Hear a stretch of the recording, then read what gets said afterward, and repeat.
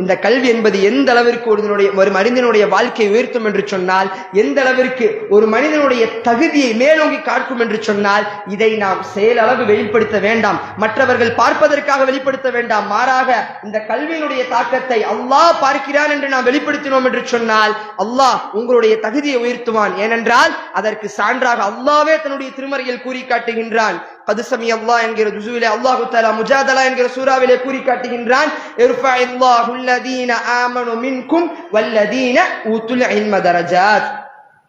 யார் ஒருவர் ஈமானிலே சரியாக இருக்கிறாரோ, யார் ஒருவர் இந்த கல்வியை அதிகமாக கற்று அதன் மூலமாக அதிகமாக பயன்பெறக்கூடியவராக இருக்கிறாரோ, அதன்படி சரியான வழியில் நடக்கிறாரோ, அவருடைய தரஜா, அவருடைய தகுதியை நான் உயர்த்துவேன் என்று கூறுகிறான்.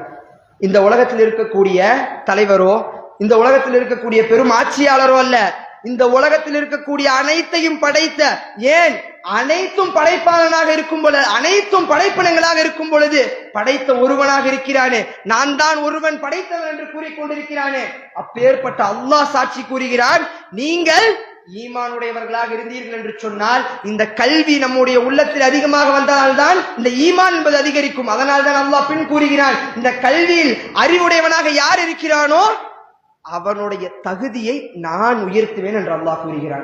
அல்லாஹ்வே உயர்த்தி விட்டார் என்று சொன்னால் வேறு யாரால் நம்முடைய தகுதியை கீழே இறக்க முடியும் சகோதரர்களே? அப்படி என்று சொன்னால் இந்த அளவிற்கு இந்த கல்வி என்பது மிக முக்கிய பங்கு நம்முடைய வாழ்க்கையில வகிக்கிறது. எனவே நாம் வாழக்கூடிய அனைத்து காலங்களிலும் இந்த கல்வியை விடாதவாறு இருக்க வேண்டும். இன்னும் நம்முடைய குழந்தைகளுக்கு இளம் வயதிலேயே இந்த கல்வியை அதிகமாக ஊட்டி வளர்க்க வேண்டும். அப்பொழுதுதான் அந்த கல்வியினுடைய தாக்கம் என்பது பெரிதானதற்கு பிறகு காணப்படும். அதனால் தான் 5இல் வளையாதது 50இல் வளையாது என்று சொல்வார்கள். சிறிய வயதிலேயே அவனுக்கு நாம் அந்த கல்வியை சரிவர ஊட்டி வளைத்தோம் என்று சொன்னால் பெரியவனானதற்கு பிறகு இந்த உலகத்தை, இந்த சமுதாயத்தை சீராக்காமல் தஜ்ஜாலுடைய குழப்பம் ஏற்படும் பொழுது, எப்பொழுது இந்த ஃபித்னாக்கள் அதிகமாக ஏற்படும் பொழுது, இஸ்ராயலுடைய குழப்பம் அதிகமாக நிலைத்திருக்கக்கூடிய அந்த நேரத்தில் இந்த இஸ்லாமிய சமுதாயத்தை அந்த இளைஞர்கள் சரியான வழியில் நடத்த வேண்டும் என்று சொன்னால் கல்வியினுடைய தாக்கம், கல்வி அதிகமாக கற்றுக்கொள்ளக்கூடிய எண்ணம் என்பது அனைத்து இளைஞர்களுடைய உள்ளத்திலும் இருக்க வேண்டும்.